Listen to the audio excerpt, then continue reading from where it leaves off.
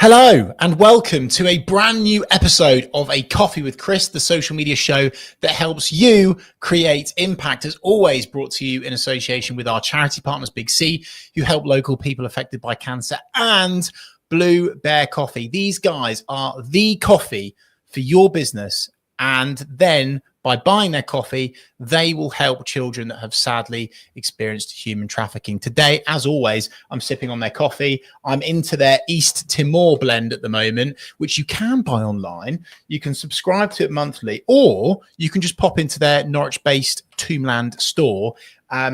Bryn and the gang there do a great job. So pick up a bag of Blue Bear coffee and put some good back into the world at the same time. As always, this show is also sponsored by Oliver Hill of Hill Coaching Company, Callum from Limitless Film and Media, Mindset HR, and Wingfield Consultants. That's the formalities done and out the way. Welcome to today's guest.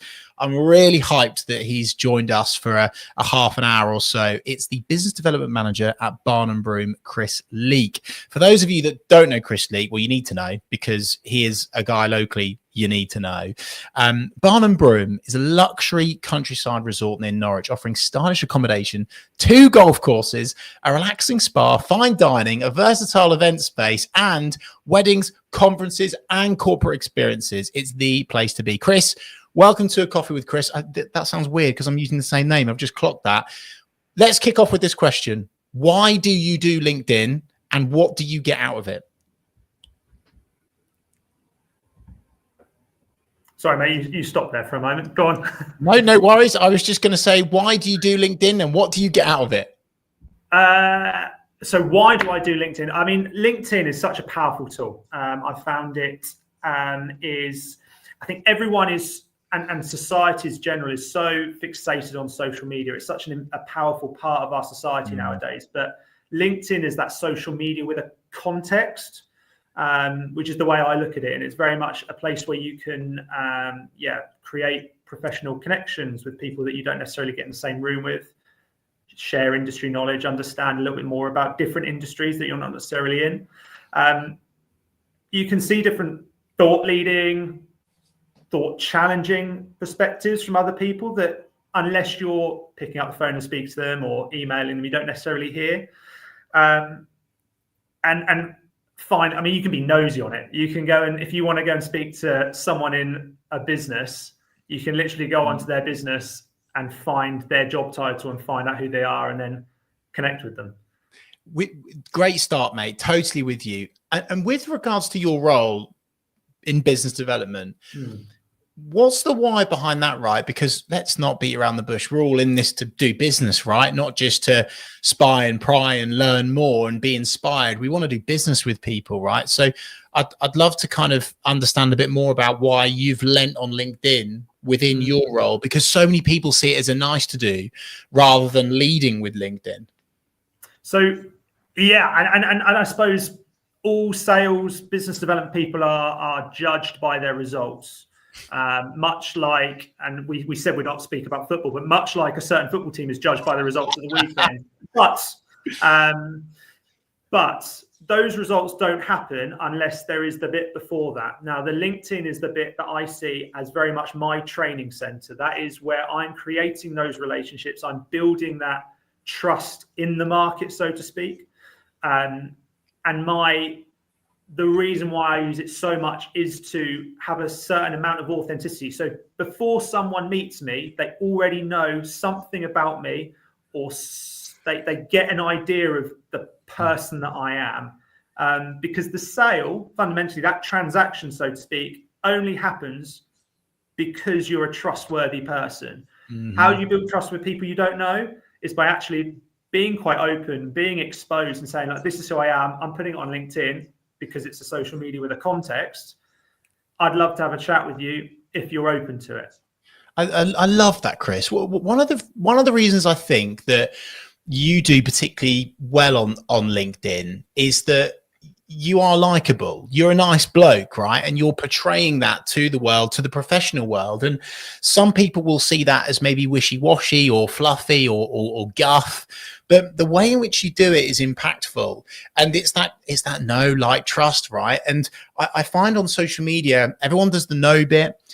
a lot of people are leaning into the trust bit. They kind of get that by sharing educational, helpful tips and tricks, etc. They get that, but it's the likability I think you're particularly good at. And so I wanted to ask you, how do you do that? How do you go about creating your content using LinkedIn? I don't know whether you're in the DMs or not, the private messages. Sorry, I'd love to learn more about how you go about it.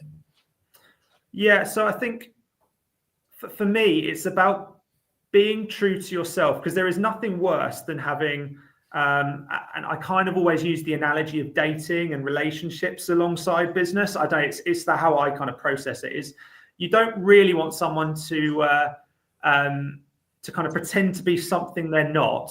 Yes. And you meet them in real life and you're like, well, hold on a second. You were really charismatic and confident and out there in your LinkedIn, and I've met you and you're not that. And neither one is right or wrong, but there needs to be kind of a consistency between the person you're portraying, or just portray yourself, basically, is what I'm trying to say.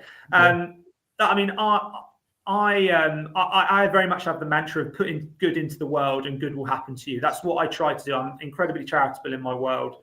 I just try to be myself out there on LinkedIn, posting about things I've done, posting about thoughts I've had, interesting things I've seen. And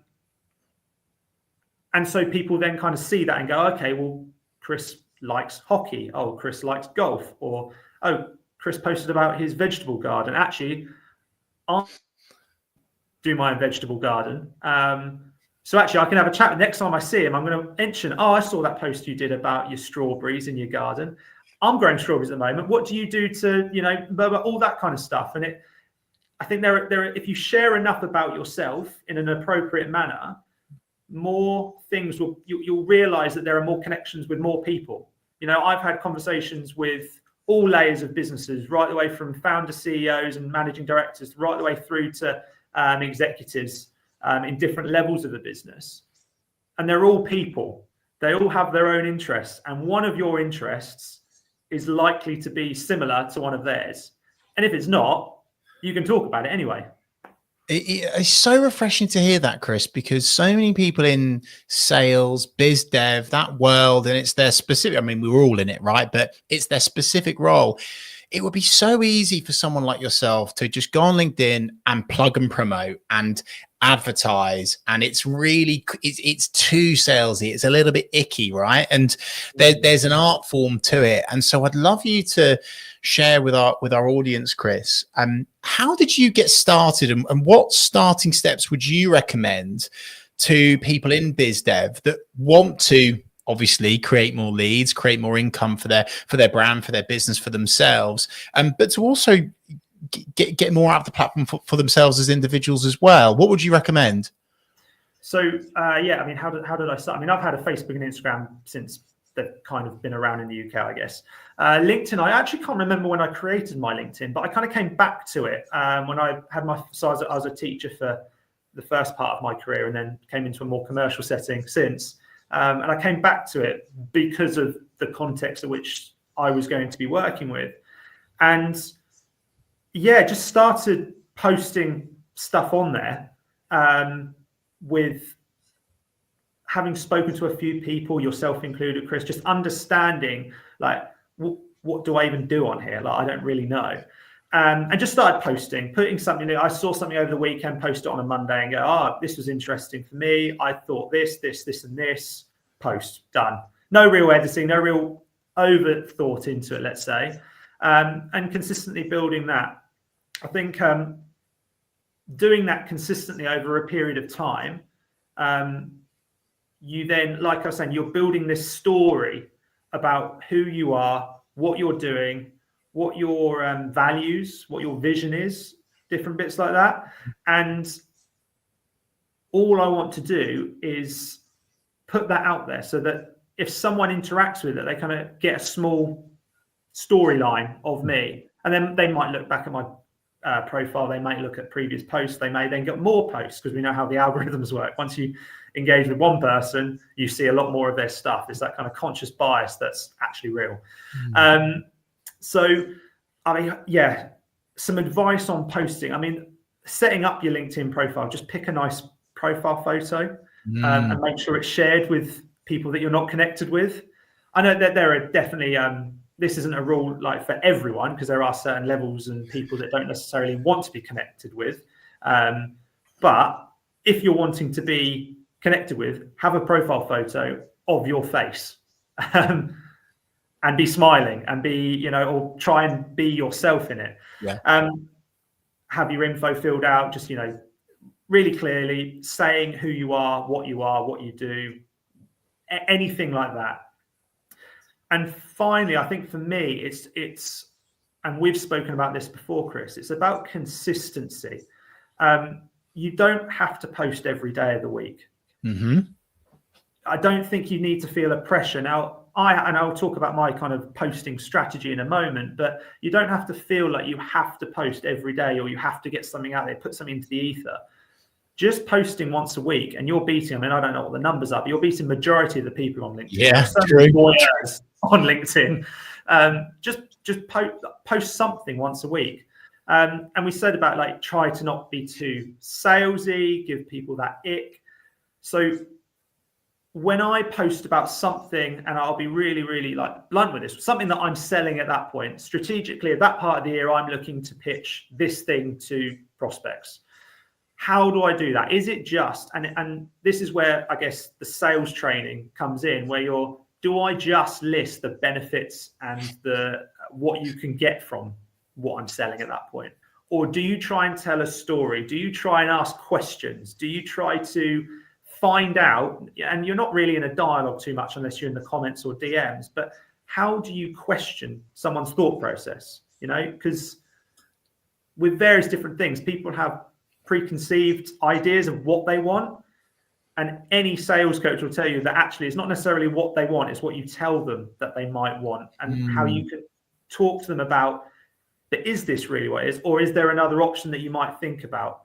And then you're having that dialogue with them, but almost like that dialogue happens in their own head when they're in your post. So speaking of dialogue, Chris, this is all fantastic stuff, by the way. Thank you. You've created your content, you're posting it. You've gone from a bit random and off the cuff to it's a little bit more strategical. You're thinking about storytelling. You're making yourself relatable and likable, etc. And then you've said dialogue there, and you've said DMs or private messages as it is on LinkedIn. Yeah. As a biz dev guy, how do you go about it, right? Because there's nothing worse, and I'm sure you've had it, everyone's had it on the platform, where you just get pitch slapped straight away on the connection request, bam, buy my products and services. So how do you go about it? I'm fascinated to know. Yeah, so I'm going to come back to my dating analogy. So I'll use gender neutral terms here, obviously. And so you're at a bar and you see a person at the bar that you'd quite like to talk to. So you go over to them and straight away you're like, I want to get married and have 2 kids and live together in a really nice house with a picket fence. What do we think their reaction to that is going to be? Is it going to be like, oh my gosh, me too? Yeah, where do I sign? Or is it going to be, oh, get away from me, you weirdo? Yeah. I think too many times it's so easy to kind of go straight in, like you say, you pitch that someone, just go, this is what I'm selling. Would you like it? Get back to me if you would. I was like, yeah. The biggest bit of advice that I can give is research, and it doesn't need to be in-depth analysis research. It is basic. You know what company they work for, so find out what the company does first of all. Never ever ask a question that you can Google. And go and look at their posts if they have some, or go and look at what there's normally like a blog or a story thing on that company's website. Find something interesting that they've done recently. You know, maybe they've raised an amount of money on their golf day, for example, and you say, oh, great, congratulations on raising that. How did you actually fill your golf day? And you ask them a question. You know, I think too often than not, people are so keen to use LinkedIn for, too often people are wanting to use LinkedIn just to go, this is what we do, this is what we do, this is what we do. That can happen. But again, you have to build that trust. You can't just suddenly fly out there with, this is what we do. And I want to ask questions about them that they're more likely to answer, because I'm also interested. You know, I really want to understand how did they raise 10 grand for charity? I love, Chris, that is gold. And that's what's worked for me, and I'm sure it's worked for other people too, but I know so many people that aren't doing it, is the basic research. And hey, by the way, let's be honest, you could probably use ChatGPT. If you're that lazy, you could probably use ChatGPT to suck up some research for you nowadays as well. But just by going on the LinkedIn profile, looking at their most recent post, perhaps a post that's featured on their page, they're clearly proud of that, referencing that. But you said it, Chris, it's about taking a genuine interest in that person. And rocket fuel it by sending it as a voice note so they can hear your dictation, your tone of voice, the fact that you're friendly, etc., or even a video message, even better, to make sure that you grab the attention. I love that, Chris. That is some brilliant advice. Let's bring this to life, Chris, because as always, when we have these conversations, I don't want people to think this is just fluffy, nice to do stuff. How have you found success and it being directly attributable to your LinkedIn content or private messaging or strategy? Yeah, I think, you're absolutely right. It can get quite fluffy and you can dance around the actual subject. You know, LinkedIn is there as an appropriate space to talk to people about business and to share business ideas, and to try and build your business and develop your business.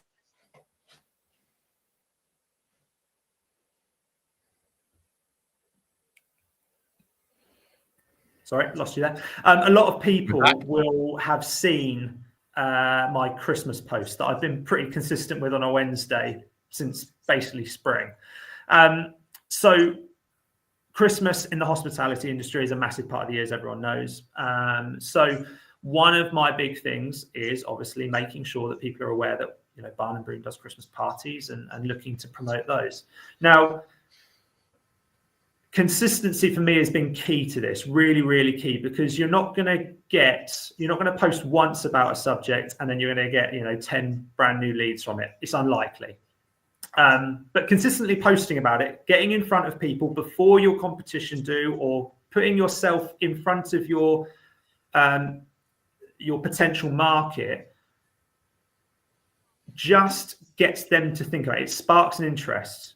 Then that second post goes out, and then okay, they might not see it. Then that third post goes out, and you do it over and over again, and suddenly that one spark of interest goes, we should probably think about our Christmas party. Okay, I need to really think about our Christmas party. Okay, what are we going to do about our Christmas party? Hold on. What I'll do is I saw Chris posted about it, so let me reach out to him and just see what they're doing at the moment. And suddenly you've got that one in, so to speak.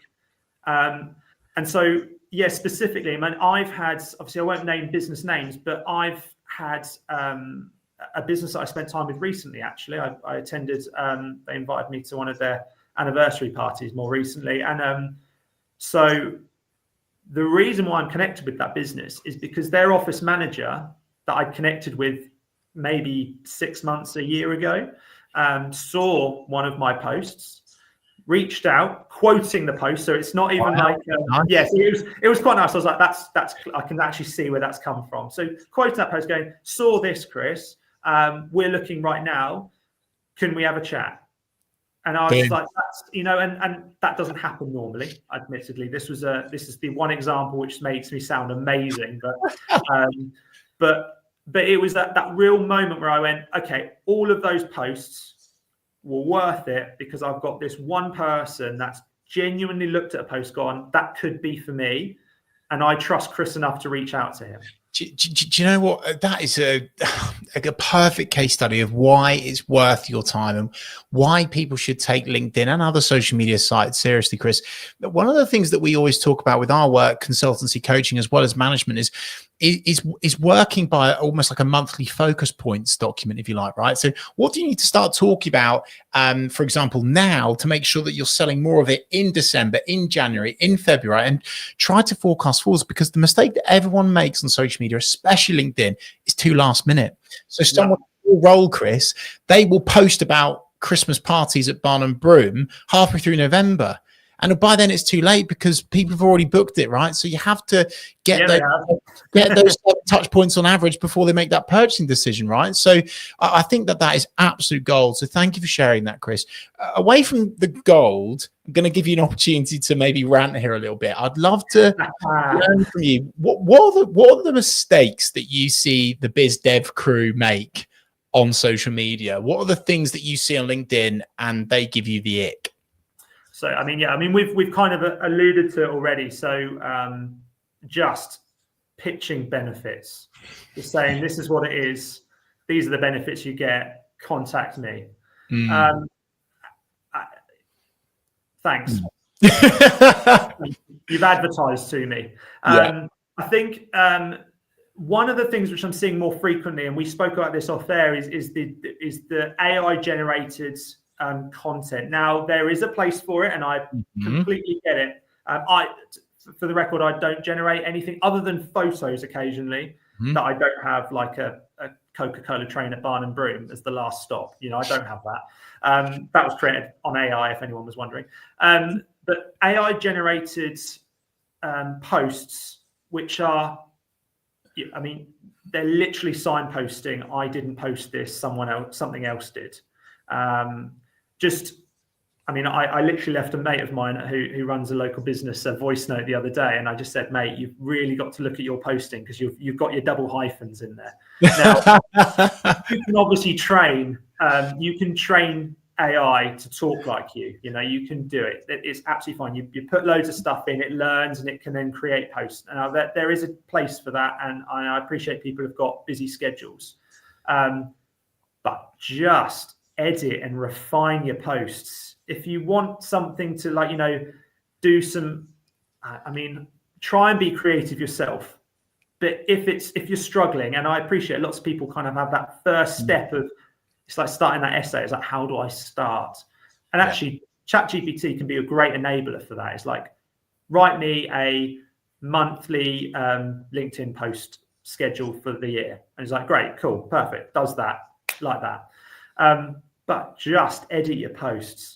Because you go through it and there's a double hyphen, or there's a rocket emoji, and I like rocket emojis, but not when they're everywhere. Now, I mean, just because I think the point I'm making is that then we talked about authenticity, and if I'm going, well, he's clearly just used ChatGPT, or they have just used ChatGPT for that, it's not authentic. And that screams that to the person that's reading it. It's like, well, okay, cool. So they didn't take the time to do it themselves. Why should I then trust them to do business with them? So with you. Yeah. So with you. The Chat GPT thing or Gemini, whatever you use, any sort of AI tool, take Chris's advice, people, refine what you put in there, work on your prompts. Make sure you're not using those cliche things. And it's such a detractor. And by the way, obviously, given our conversation today is about being a biz dev manager on LinkedIn, you've got to be so careful, because if you look like you've swallowed a thesaurus overnight, all of a sudden you're posting 15,000 words with every post. It's just so obvious, and it can really put people off rather than conveying that trust, that likability, like you should say. Chris, one of my final questions to you is, I've noticed that you've started posting more of your dog on LinkedIn. That might maybe irk people, but why does it work for you? Flint is the as well as my wife, obviously. Flint is the love of my life. What a legend. So I'm a big fan, and not everyone is, so this may be controversial, but I'm a big fan of posting like something about yourself and your personal life. I think it goes with that authenticity and people understanding you before they meet you, or kind of getting that real feel of who you are. And so obviously I'm over the moon with my little pup. He's a little legend. But so I posted him for the first time when just after we got him, actually. So, I mean, my strategy for posting very much is Monday is something interesting, whether it's thought leading, thought provoking, something that happened over the weekend. Just trying to put something out there which I find interesting. Like I posted about 𝗖𝗵𝗁𝗶𝘀 because I saw that on TikTok. And I was like, actually, I used to love 𝗖𝗵𝗿𝗶𝘀, and he inspired me so much to try and just put good into the world. Wednesday is my Barnham Broom post, and so that's very much my day where I go, this is, you know, midway through the week, this is what I'm representing, pushing at the moment. And then Friday's my personal one, you know, winding off into the weekend, put something out there which says something about me, or my dog. So Flint, and it's such a, people do that, and I've had comments before where they say you should really post just about business stuff.